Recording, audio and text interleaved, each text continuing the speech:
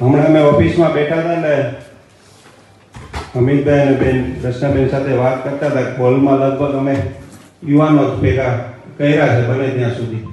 એટલે લગભગ 35-40 વર્ષના આ 30 વર્ષના યુવાનો અહીંયા છે. અને જો જયકારો એમના સુધી અવાજ ન હોય તો આમાં મેં કીધેલું ક્યાંક ખોટું પડતું હોય એવું લાગે. જયકારો તો એવો જ બોલાવો છે કે અહીંયા યુવાનો હોલમાં બેઠા છે. બોલો ભારત માતા કી જય, વંદે માતરમ, વંદે માતરમ. ખૂબ ખૂબ આભાર. જ્યારથી નામ નક્કી છે ત્યારથી અમે નક્કી કર્યું હતું કે અમારે બધાને કોઈ કે બોલવાનું નથી. વક્તા તરીકેના નામ જ્યારે આવ્યા ને એટલે અમે તરત બેઠા એટલે બધાએ નક્કી કર્યું કે આપણે આ વખતે બહુ અન્ય વ્યક્તિઓ ઓછું બોલે અને આપણે પ્રદેશમાંથી જે વક્તા આવ્યા એમને બને ત્યાં સુધી સાંભળીએ. અને એમાં વિશેષ ઉમેરો છે કે આપણા પ્રભારી મંત્રી પણ આપણી વચ્ચે ઉપસ્થિત થયા. એટલે આપણને આજે સોનેરી દિવસ છે. આજના આ વિભાજન વિભીષિકા સ્મૃતિ દિવસ અંતર્ગત આપણને જેનું માર્ગદર્શન મળવાનું છે, જેનું વક્તવ્ય આપણે સૌને માર્ગદર્શિત કરવાનું છે, એવા પ્રદેશમાંથી વક્તા તરીકે ઉપસ્થિત ધારાસભ્ય આદરણીય અમિતભાઈ ઠાકર. તમને સૌને વિશેષ આનંદ થાય કે અમિતભાઈ રાષ્ટ્રીય યુવા મોરચાના અધ્યક્ષ તરીકેની પણ જવાબદારી નિભાવી છે અને આજે તેઓ આપણી વચ્ચે અહીંયા ઉપસ્થિત છે. સુરેન્દ્રનગરના લગભગ હમણાં અમે વાત કરીએ મુજબ 101 કાર્યકર્તાઓ પણ એમની વિધાનસભાની ચૂંટણીમાં આપણે અહીંયા કાર્યકર્તા તરીકે આપણને જવાબદારી હતી તો ત્યાં કામગીરી કરવા માટે ગયેલા. એવી જ રીતે જેમનું આપણને સત્તામાં માર્ગદર્શન મળે છે, પરંતુ સાથે સાથે મારે ક્યાંક તકલીફ હોય તો મને સંગઠનમાં ક્યાંય માહિતી જોતી હોય બેનને કે પૂછું બેન અહીં અટકાય એવું છે તો સતત માર્ગદર્શન આપે છે. અને જ્યારથી પ્રભારી મંત્રી તરીકે સુરેન્દ્રનગર જિલ્લામાં છે ત્યારથી એમને નક્કી કરેલું મને હજી પણ યાદ છે કે આ સૌરાષ્ટ્રનું પ્રવેશદ્વાર છે સુરેન્દ્રનગરને આપણે એકદમ રાજકોટ ને અમદાવાદ જેમ કેમ વિકસિત કરી શકાય એના માટે સતત પ્રયત્નશીલ પ્રભારી મંત્રી બેન શ્રી દર્શનાબેન વાઘેલા. હજી આપણી સુરેન્દ્રનગરની આબોહવામાં સેટ થાય છે. 15, 25, 30 દિવસથી દિલ્હી હતા. સવારે સીધા જ આ કાર્યક્રમની અંતર્ગત તેઓ અહીંયા સુરેન્દ્રનગર ઉપસ્થિત થઈ ચૂક્યા છે. એવા આપણા સૌના લોકપ્રિય સાંસદ શ્રી ચંદુભાઈ સિંહોરા,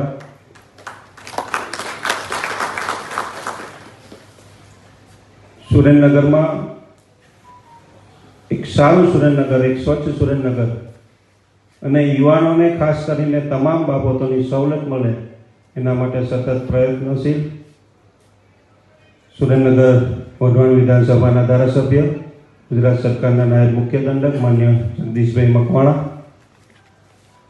હમણાં જેમનો પ્રવાસ જોઈને મારે ફોન કરવો પડ્યો કે તમે આટલો સતત પ્રવાસ કરો છો, સારી વાત છે, હું તમને અભિનંદન આપું છું.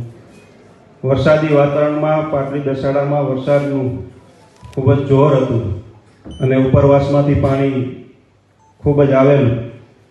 એ દરમિયાન તેઓ રસ્તા બંધ હતા છતાં પણ લોકોના દુઃખે દુઃખી એવી રીતે એમના ઘેર જઈને પણ જે પણ સુવિધાઓ એમને પૂરી પાડી શકાય, જે પણ એમને સવલતો તાત્કાલિક ધોરણે પૂરી પાડી શકાય, રાત્રે રસ્તાઓમાં રોકાયેલા 200 થી 300 ટ્રકોને પણ ભોજન આપી શકાય એવી ચિંતા કરતા આદરણીય ધારાસભ્ય શ્રી પી.કે. પરમાર સાહેબ.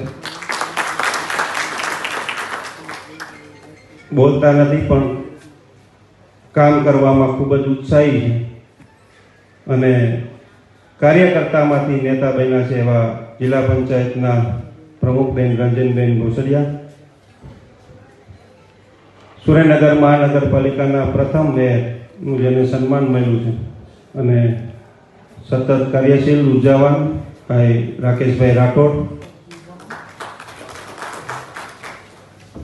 ડેપ્યુટી મેયર સ્મિતાબેન, નિખિલભાઈ તથા આ કાર્યક્રમના ઇન્ચાર્જશ્રીઓ, જિલ્લા ભાજપના મારા મહામંત્રી નરેશભાઈ, શૈલેષભાઈ, જિલ્લા ભાજપના હોદ્દેદારો, મંડળના પ્રમુખો અને ખાસ કરીને અહીંયા ઉપસ્થિત સૌ યુવાનો, આમાંથી કાર્યાલય ઉપર પહેલી વખત આવ્યા હોય, જેઓ આ કાર્યાલય ઉપર પહેલી વખત આવ્યા હોય એવા કેટલા લોકો છે? ખાલી આંગળી ઊંચી કરો તો કે અમે કાર્યાલય પહેલી વખત આ સુરેન્દ્રનગરમાં જોયું. સરસ. આજે 1947માં જે વિભાજનની પીડા હતી, એક દુઃખદાયક ઘટના, જેને આપણા સૌ માટે ભૂલવું કદાચ અશક્ય છે,